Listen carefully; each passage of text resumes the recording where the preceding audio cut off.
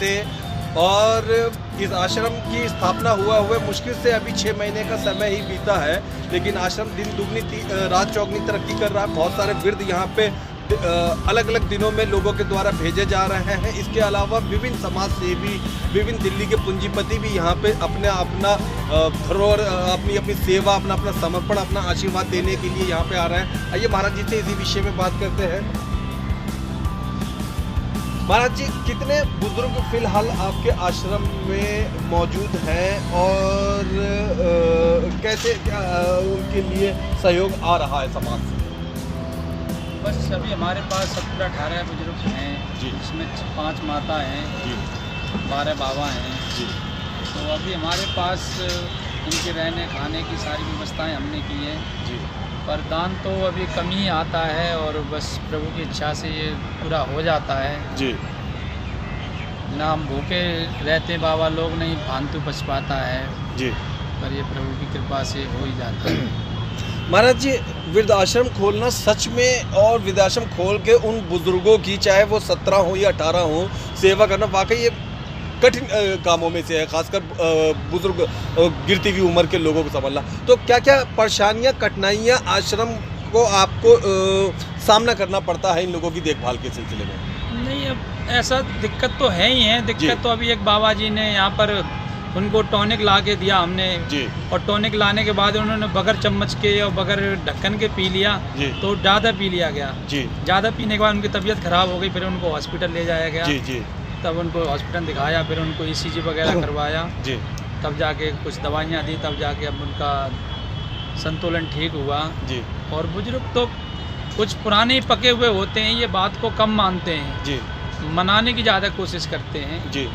पर इनके बुजुर्गों की सेवा करना हमारा धर्म है, हम उसी सेवा को लेकर के चलते हैं। बहुत अच्छा। तो अस्पताल में ले जाने के लिए कोई एम्बुलेंस भी है? नहीं, अभी हमारे पास ऐसी कोई व्यवस्था नहीं है। अभी तो हम ऑटो पकड़ते हैं बाहर से, उसका किराया देते हैं।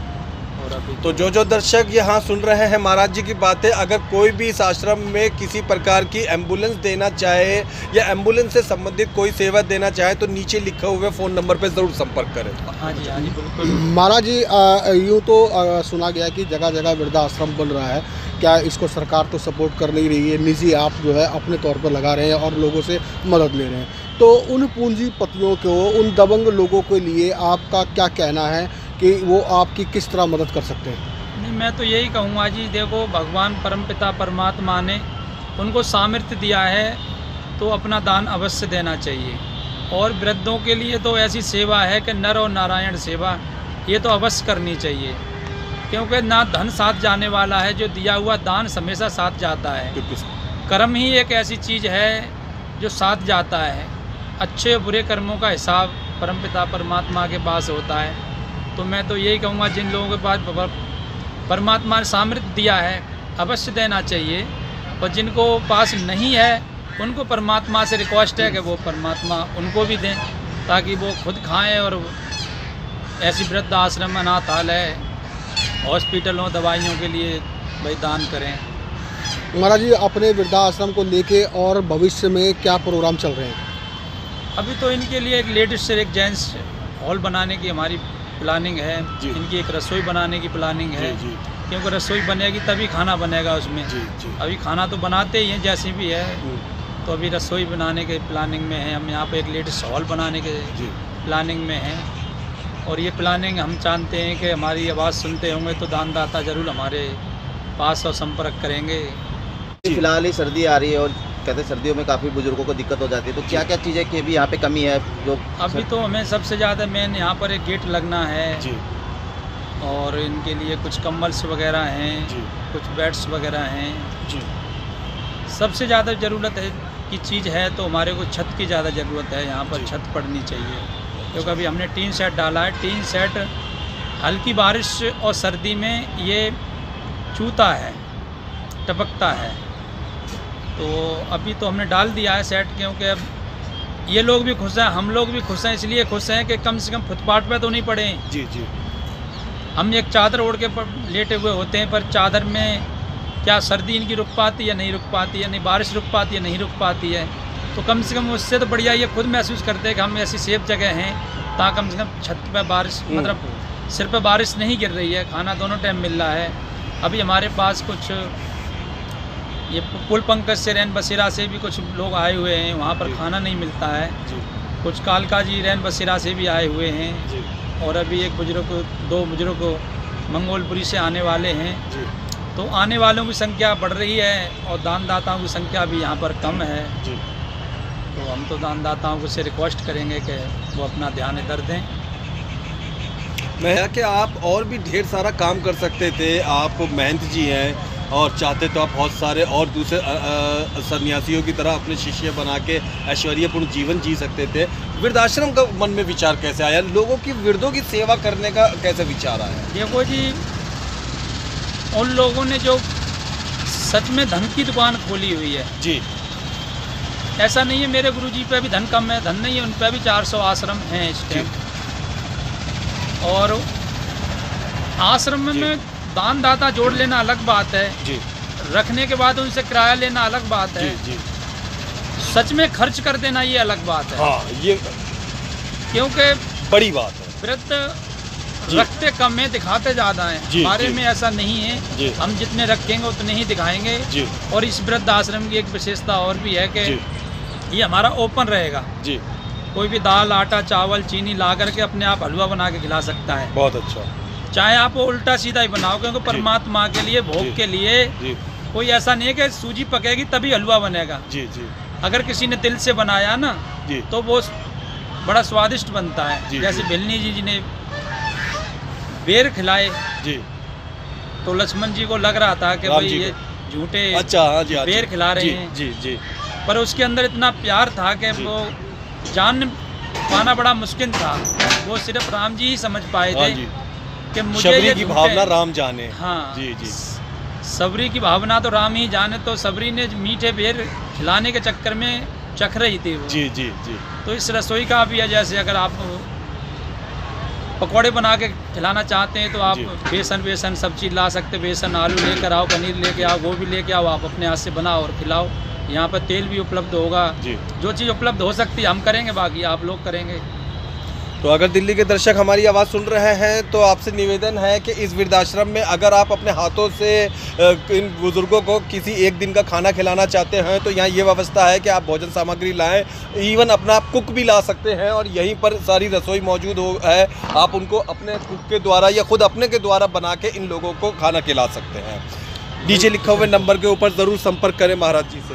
नमस्कार दोस्तों, मुस्कान इंडिया न्यूज़ में स्वागत है आपका। तो आज हम आपको फिर लेके आए हैं बाईपास पे, जहाँ पे वृद्धाश्रम बना हुआ है और श्री महान जी जो है हमारे साथ में है और यहाँ पे सभी चीज़ पूरी हो गई है, बस एक कमी है तो छत की कमी है। तो देखते हैं कौन महादानी बनेगा इस वृद्धाश्रम का महाराज जो दान करेगा एक छत। तो आइए आपको मिलाते हैं, हम आपको कुछ वृद्धाओं को दिखाते हैं जो किस हालात में है बिगर छत के।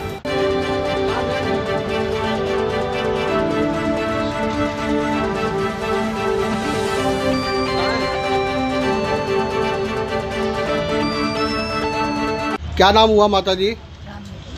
ये माता जी आपके नाम से ही वृद्धाश्रम बना हुआ है और आपके सपुत्र श्री महान जी ने इसमें जो है पूरी तन मन धन से जो है मेहनत की है और लगे हुए हैं। तो क्या लगा कि आपने जो है इनको ही बोला कि वृद्धाश्रम बनाएं, और भी काम कर सकते थे? हमने वृंदावन में गए थे, हम देख के आए, हमने उनसे बोला। अच्छा, तो आपने आशीर्वाद दिया और महान जी लग गए। तो आप मैं यहाँ पे लगभग 4 साल से। तो यहाँ पे कोई परेशानी तो नहीं लगती आपको? नहीं परेशानी नहीं। मंदिर की सेवा करते हैं, ये बुजुर्ग आश्रम खुल गया तो वृद्धों की सेवा कर रहा है। तो खाने पीने का सभी चीज़ का महान जी ध्यान रखते हैं? हाँ बिल्कुल। और अगर रात बिरात किसी को हारी बीमारी हो जाए तो महान जी डॉक्टर वगैरह बुलाते हैं? डॉक्टर बुलाते हैं, इमरजेंसी हो ले भी जाते हैं, और महंत जी कहीं बाहर हों तो हम हैं यहाँ पर सेवा करते हैं, ले जाते हैं, कोई दिक्कत नहीं है। क्या नाम हो अंकल जी? मेरा नाम रामदास है। रामदास जी, कब से हो आप यहाँ? 3 महीने हो चुके हैं। कोई दिक्कत, कोई परेशानी? कोई परेशानी नहीं। अब सर्दी आ गई है, स्वेटर वगैरह, कंबल वगैरह सब मिल रहे हैं? बहुत सब कुछ मिल रहा है। क्या नाम हुआ बाबूजी आपका? जोगिंदर जी। कहाँ से आए हैं आप? शास्त्री नगर से। तो यहाँ कोई दिक्कत परेशानी वगैरह?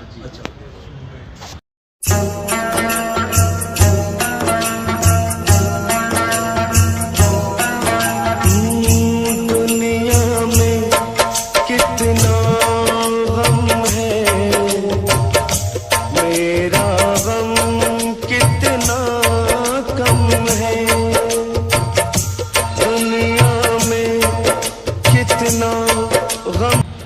माता जी चाय पी रहे हैं आप? सर्दी के मौसम में चाय का आनंद लिया जा रहा है, चाय का आनंद लिया जा रहा है। इनका नाम महंत जी महाराज गिरी जी है। अच्छा, तो चाय पानी सभी चीज का ध्यान रखते हैं। ये बहुत सारी चीज जगह भाई, मेरा तो सारी चीज जगह बहुत बढ़िया। पड़ी थी ये करनाल बाईपास हाईवे पे। अच्छा, तो ये गार्ड इनको 20 दिन से रोटी दे रहे थे। अच्छा, कोई गार्ड ला के देता, कोई ला के देता। फिर एक दिन किसी को बता दिया किसी ने कि भाई माता राम बेटी वृद्ध आश्रम में इनको छोड़ दो, इनकी ऐसे तो बहुत दिक्कत होगी। इनकी बहुत हालत भी ख़राब थी, अब तो इनकी हालत भी सही है। अगर इनके बच्चे पहचानते हो या इनके रिश्तेदार पहचानते हो तो इनको ज़रूर सीखता अपने बच्चों से मिलवाएं। ये बिछड़ी हुई हैं अपने बच्चों से, इनका फोटो लें। और जी हाँ दोस्तों, आप देख सकते हैं, हम आपको बराबर दिखा रहे हैं। ये महिला जो है अपने घर परिवार को भूल भाल गई है और जो यहाँ पे गिरी जी महाराज जी के आश्रम में रह रही हैं। जिस भाई बहन को पहचान हो तो कृपया आश्रम से संपर्क करें, स्क्रीन पे दिए गए नंबर पे फ़ोन करें और कृपया आके इनसे मिलें। क्या नाम है आपका? कृष्णा। थोड़ा ऊंचा बोलो। कृष्णा, हाँ, कहाँ रहते हो? यहाँ पे जाते हैं हम तो क्या हुआ, आप कैसे यहाँ आ गए? ऐसे आगे काम काज उठानी बिना में परेशानी झगड़ा होते रहते पति तो बच्चे कहाँ हैं सब? बच्चे कोई भी नहीं, 1-2 बच्चे सब में आते तो किसी को रोता है, कोई किसी को रोता है। घर घर में ये मातम है, मेरा गम कितना कम है।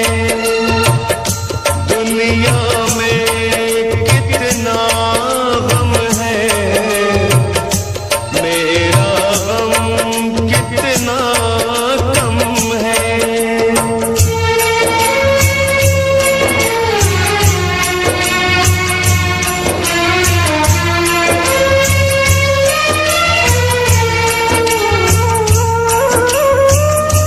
इसका है रंग रूप यही, इसको जीवन कहते हैं। कभी हंसी आ जाती है, कभी ये आंसू बहते हैं, कभी। क्या खा रहे हो? पकोड़े? क्या नाम है? क्या नाम है? सिंधी। संजय। अच्छा लगता है आपको यहाँ पे?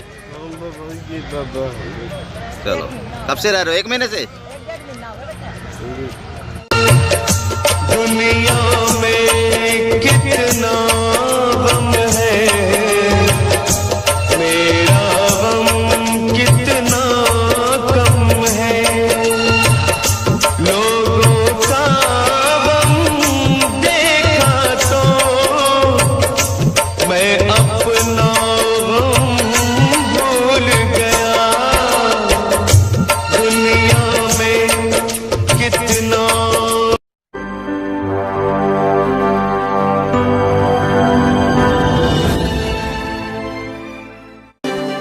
आप देख रहे हैं मुस्कान